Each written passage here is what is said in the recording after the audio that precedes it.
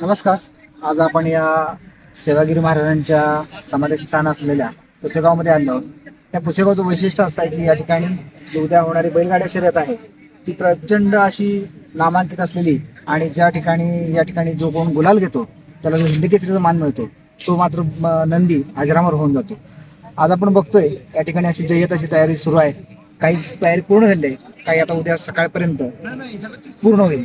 जरी वातावरणात जरी गारवा असला तरी उद्या सकाळी इथं बैलगाडा शर्यतींमध्ये, बैलगाड्या प्रेमींमध्ये आणि इथं या शर्यतीमध्ये सहभागी असणाऱ्या नंदींमध्ये प्रचंड मात्र गरमागरमी दिसून येणार आहे. उद्या जो कोण होणार आहेत या बैलगाडा शर्यतीमध्ये बरीच बैलजोडे येणार आहेत. त्याच्यामध्ये बकासूर असेल, मथुर असेल, घोडचा सर्जा असेल, चिक्या असेल, अशी काही वेगवेगळी नावं आहेत जी उद्या सकाळी या मैदानामध्ये स्वतःचं आपलं स्थान आणि हिंदकेसरी किताब मिळवण्यासाठी म्हणून ते या ठिकाणी आपल्याला पळताना दिसणार आहेत. ते शर्यतीमध्ये भाग घेणार आहेत आणि बरेच बैलगाडा शौकीन या ठिकाणी सगळे आलेले आहेत.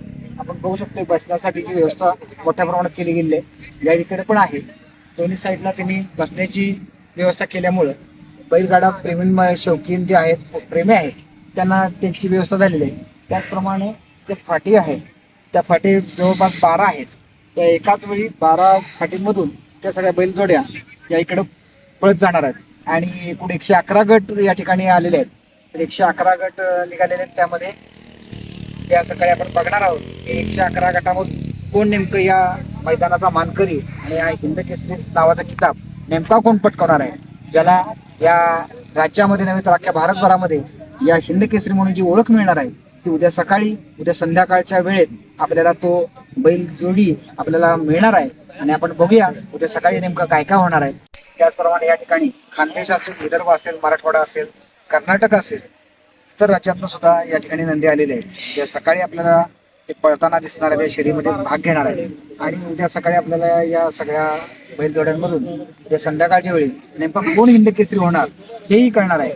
प्रेक्षकांनाही विनंती असेल त्यांनी त्यांचं स्वतःचं मत या ठिकाणी आपल्याला सांगावं की नेमका हा मान कोण घेईल, कोण पटकावेल असं वाटतंय.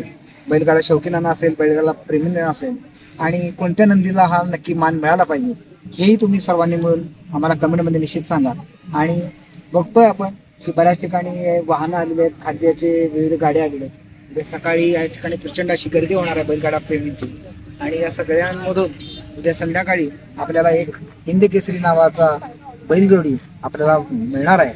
तर त्यासाठी या सगळं गाडी मालकांना व बैलजोडींना आपल्या या सांगली न्यूजच्या वतीने शुभेच्छा असतील, जेणेकरून उद्या सकाळी त्यांना या शुभेच्छांच्या माध्यमातून त्यांचा प्रवास आणि त्यांना हिंदकेसरी मान मिळवण्यासाठी त्यांना ताकद मिळावी, आशीर्वाद मिळावी, सेवागिरी महाराजांचा आशीर्वाद मिळावा अशी मी इच्छा व्यक्त करतो. थांबतो.